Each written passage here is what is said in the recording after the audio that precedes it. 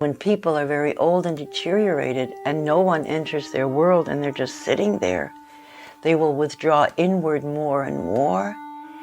And their desperate need for connection is all now inside.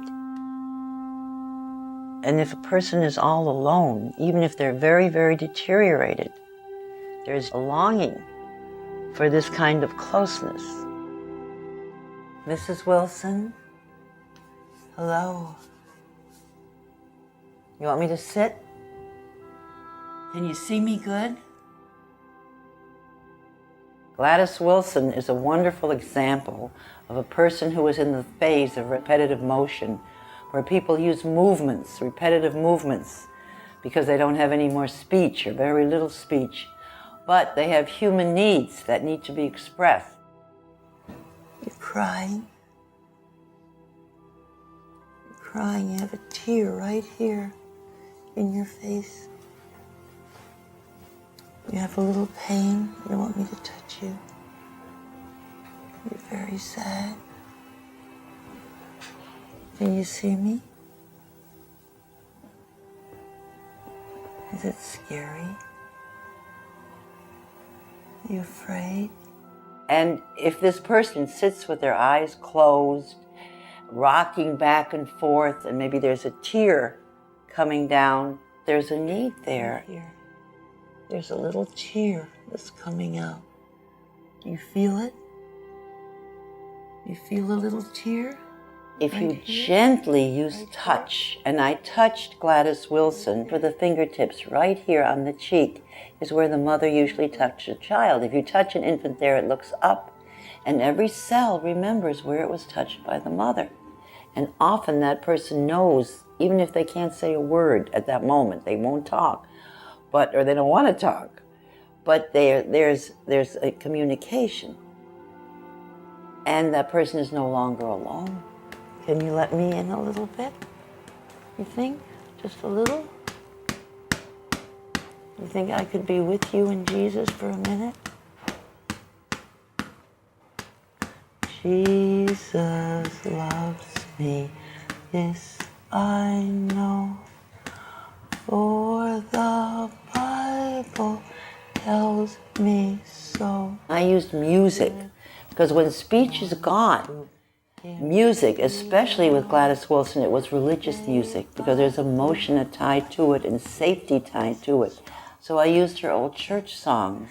Jesus loves me, yes, Jesus loves me. Yes, Jesus loves me, the Bible tells me so. What I did was, when she moved, I moved with her. And when I was singing, because she didn't sing with me, so I matched the intensity of my voice to the intensity of her movement. And pretty soon, for a split second, we became one person. Jesus loves me. Yes, Jesus loves me. The Bible tells me so. So at one point, when she got very quiet and very peaceful, and my voice became very quiet as hers and very peaceful, and my breathing slowed to her breathing, she pulled me to her, and I moved with her. And for her, at that moment, I believe I was a symbol of her mom. Can you open your eyes now? Do you see me? Feel safe and warm?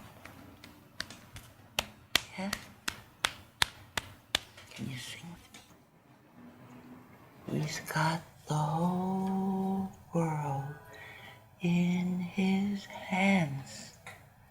He's got the whole world in his hands. He's got the whole world in his hands. He's got the whole world in his hands.